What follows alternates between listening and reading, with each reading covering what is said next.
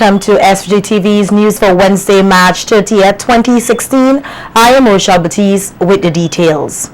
With the deadline for filing taxes being tomorrow, Thursday, March 31st, 2016, Comptroller of the Inland Revenue Department, Kelvin Pompey, is pleading with persons to file their income tax documents.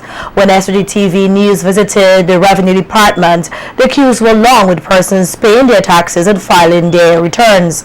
Pompey said to avoid the 1.5% penalty interest rate, persons must make the effort to ensure that their taxes are filed on time. He also outlined that the self-employed companies and employees must meet the cutoff date. So at this point, persons have over a day in order to become compliant. We are quite pleased at the Income Tax Department with the tremendous response that we've been seeing from our outreach effort. This year, we are seeing a significant increase in the number of persons coming in to file and requesting assistance, and the general activity is very much upbeat. So I think we can conclude and have concluded that our message has gotten out and persons are taking that effort to file on time. Just to remind persons, the 31st of March is the deadline for all employees to file an income tax return based on your 2015 income. It is also the deadline for companies with a December year end to file a financial statement, and also for all self-employed persons, traders and professionals. They're also due to file their returns on by the 31st of March 2016. The Comptroller says that his staff also anticipates the influx of persons who will be filing at the last minute. And so we expect that tomorrow, the 31st of March, is going to be an extremely busy day here at the department. But persons, we're encouraging you to come early. If possible, make payments by check so that they can be processed. We get the receipt back to you. But it's going to be a long and exciting day here at the department tomorrow, 31st of March, as we work to accommodate our taxpayers to meet the 31st deadline for filing returns. This country is experiencing severe drought conditions which are having a negative effect on agricultural produce as well as farmers. Donawa Jackson, agriculture officer responsible for Region 2, which encompasses Privenville up to Kingston Hill, told SVG-TV News the effects on the vegetation highlights the fact that the prevalent dry condition is affecting the physiological development of plants, particularly agriculture produce, and added that the adverse condition is disrupting the traditional crops calendar. The delay in rain or the amount of rainfall, farmers normally have the crop might be delayed. You might have delay harvesting and delay planting, because with the way it's happening is that because the plant cannot able to get the amount of water, it cannot develop in the time period that it normally have. So rather than the crop, so it should have not sure within, say, for vegetable within say 3 months, or the case might be might take a little longer than that. And in case, let's say, with crops like say sweet potato, for example, delay in the rainfall or delay in the amount of rain, mean that it wouldn't develop the extent, so it will have to stop a little longer in the ground, right? So that is one part of the disruption of the cropping calendar activities. Jackson is also of the view that the absence of water reduces the effectiveness of beneficial man-made chemicals such as herbicides and fertilizers, which require moisture to be effective, which leaves produce without supplement, nutrients, and protection from invasive plants. According to him, the conditions also leave produce vulnerable to pests and diseases which thrive in dry conditions. Dry condition, the condition becomes very favorable or conducive for the proliferation of pests and disease. For example, you have farmers normally refer to these like stick bugs. Stick bugs become very prevalent around this time. White flies become very proliferate to a great extent. And you have certain fungal diseases as well, like dung mildew and powder with mildew, and you have some aphids become more prevalent as well. So these are impacting negatively on the agricultural sector as it relates to crop production. The agriculture officer says farmers also suffer physical, social and economic distress related to the dry conditions, which causes low yields and crop failure in many instances, which can be attributed to climate change. He pointed out that economic stress is one of the main problems which farmers face, which affects their quality of life. Because they might have mortgages to pay, they might have bills to deal with. They have to send their children to school, and as a result of that, it reduces their quality of life, and they might have to change their lifestyle because you're not able to get the sort of monetary returns as in the case when there is good favorable. The farmers themselves are being affected, and even those who are very vulnerable, the poor class of farmers, will be more severely affected. Okay, because they do not have the necessary financial means, maybe in saving account and so forth, to withdraw money now to help to meet the expenditures and things of that nature. So it puts farmers in a very bad mental state. And as a response to climate change, Caribbean countries are actively seeking to develop agricultural production systems that are resilient to climate change related risks and stresses and make efficient use of the limited natural resources available. In light of this, the educational drive, the Ministry of Agriculture and the Inter-American Institute for Cooperation on Agriculture, IICA, along with other local agricultural-based organizations, joined together today to launch the Climate Smart Agriculture Stories from Farmers in the Eastern Caribbean States Regional Essay Competition. This is to support efforts to identify, develop, promote, and disseminate innovative farming systems and technologies, strategies and measures that will help to build resilience and increase the productivity and viability of the agriculture sector in the region. According to IICA Specialist St. Vincent and the Grenadines Michael Dalton, the competition will be used as a means of documenting good examples where agriculture organizations, companies and farmers are implementing practices that contribute to the adaptation to climate change, as well as to increase food security and emission reduction that can be successfully implemented in other countries. This competition therefore focuses on on-farm technologies and practices that respond to climate change risks and impacts. The competition is sponsored by IICA in collaboration with its partners, and in this case, in St. Vincent and the Grenadines, with the Ministry of Agriculture and with the Japan Caribbean Climate Change Project. This regional competition aims at identifying successful cases of innovative and replicable agricultural technologies or practices that can contribute to farmers' resilience and adaptation to climate change, making the agricultural sector more climate smart in the ECS. So our objective really is to document and disseminate successful stories on the implementation of technologies and practices that are contributing to climate smart agriculture. Outlining how persons can become a winner to receive a professional documentary and an all-expense paid trip to the award ceremony in St. Lucia, Dalton says that the contest is open to the Eastern Caribbean states of Antigua, Dominica, Grenada, St. Lucia, St. Kitts and Nevis, and St. Vincent and the Grenadines.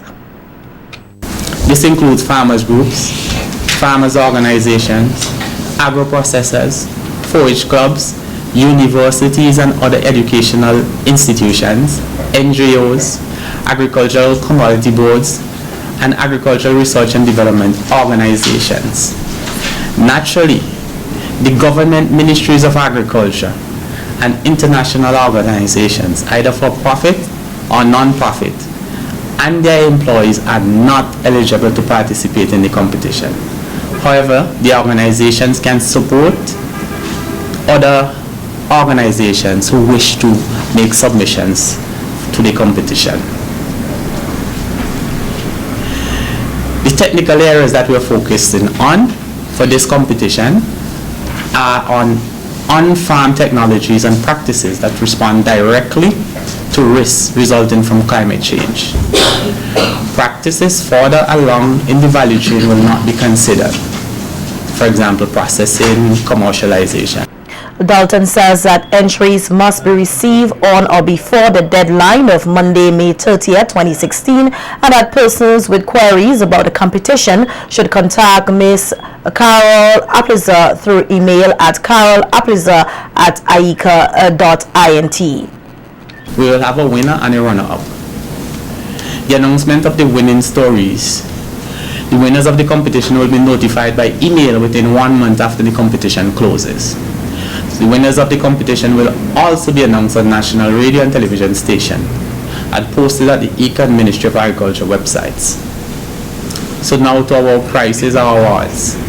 A winner and runner-up will be selected. Each will receive a professional documentary about their story, a 4-page publication about their story, press exposure, recognition during an award ceremony in the capital of their home country, and travel to the regional award ceremony in St. Lucia. Meantime, Chief Agricultural Officer here, Ashley Caine, says that it is his hope that the competition be integrated into schools in order to foster a population of young people who are sensitive about climate change and want to become knowledgeable about the kind of tools and techniques and strategies that will require to fight climate change. So that if they are to benefit from the fertile soils and the beautiful landscapes which we have in St. Vincent and the Grenadines, taking a look now and listening carefully to what would be presented and the strategies that would be used through this program is an important investment of our young people in their own future. And that is my main appeal this morning, that particularly with the young, so that we understand what it is like to have good soil, to manage it, to be able to have livelihoods.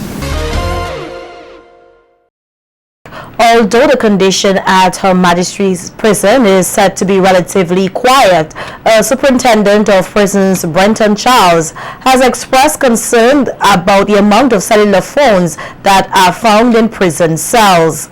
His concerns were raised recently while he delivered the prison stats during a ceremony to mark the closure of the January 2016 criminal session, during which time he disclosed that some 32 cellular phones were confiscated when searches were conducted in the cells. He also raised the point about the many prohibited items being thrown over the prison walls from the Paul's Avenue area. With regards to the female wing, which is now under construction at the Bilal Correctional Facility, Charles said that work is continuing steadily and is expected to be completed in July of this year. According to him, the wing will be able to house some 50 inmates.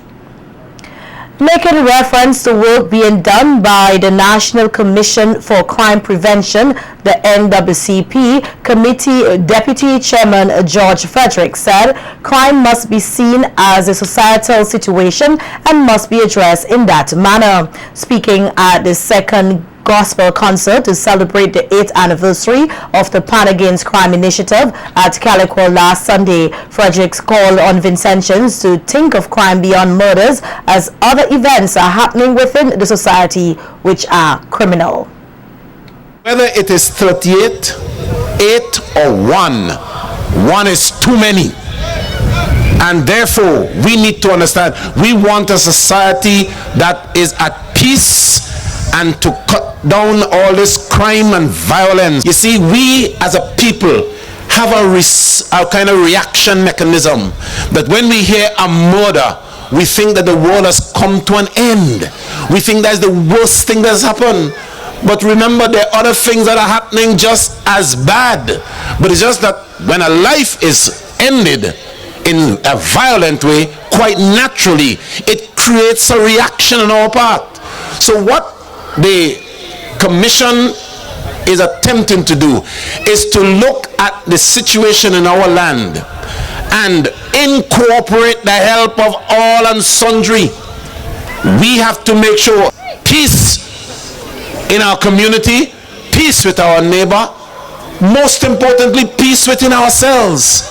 Expressing the Commission's appreciation for the work done under the Pan Against Crime initiative, Pastor Frederick says the program aids in developing the mind and skills of youths who are mostly affected by crime. He further urged persons to put in the extra effort in working towards the betterment of St. Vincent and the Grenadines. They used to tell us long ago, count 10 before you do what you're doing. Because those people can't count these days. Seriously, I'm asking, why are we so agitated? Let's work in hand. We're calling the churches to do its part. Help us. We're calling on the institutions. It's not just the policemen and women who are keepers and maintainers of law and order. It's all of us. And we appreciate what Pan Against Crime is doing, because it's helping to get our young people occupied in something positive, something that is uplifting. Shakespeare says that music be the fruit of love. Play on. Singing with the Stars is back this year with a grand launching to be held at Casablanca on the Windward side on Friday, April 1st at 7:30 p.m.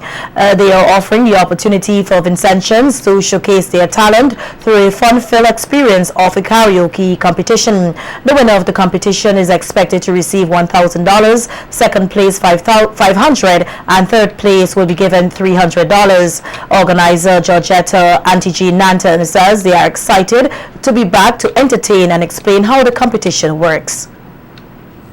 To the karaoke lovers out there, Singing with the Stars, it's back. It's the #1 televised half-an-hour program on SVG-TV. We're happy to be back again to bring satisfaction, karaoke style, to the people of St. Vincent and the Grenadines. Persons will register on the night of the show, and they are signing up for free. You come and you sing your song, you choose the song that you want to sing. For the night, from the end of the night, we are going to select 2 persons from every venue that we go. Kimon May, a representative from Caine Auto, who is a sponsor of the show, urges persons to take part in the competition or support the contestants at the various venues while having fun. This is a great opportunity for the country people, especially because it's a country edition, season 6, and we expect a great turnout because a lot of people was asking for the show. We have 6 venues to do before the semi-finals and the finals, so we're expecting a great show. The Belair Government School will be hosting its 4th annual Miss Easter Princess Pageant on Saturday, April 2nd, 2016 at the school from 3 p.m. The 5 contestants are sponsored by various businesses and are from between the age 5 to 7. The pageant will start with an introduction, presentation of the girls, followed by sportswear talent and formal wear, ending with an interview segment. Lakisha Patterson, the pageant coordinator, says it is a fundraising event to purchase a PA system for the school and urges Vincentians to come out and support the girls. It's inviting the general public, especially those of you who belong to the West St. George constituency, to come out and support our girls. We're raising funds for a PA system. The pageant was basically created to raise funds for the school. It is our major fundraiser for the school year. Here's a bit from the 5 contestants. My name is Cassidy Thomas. I am 6 years old. My name is Kelvin and I am 7 years old. My name is Kimasha Donawa from Riley. I am 5 years old. I represent the tulip flower. I am 5-year-old Holly Brown from the beautiful village of Daphne. I am representing the lovely flower. My name is Ara Valentine. I live at Belair. I represent the Diamond Flower.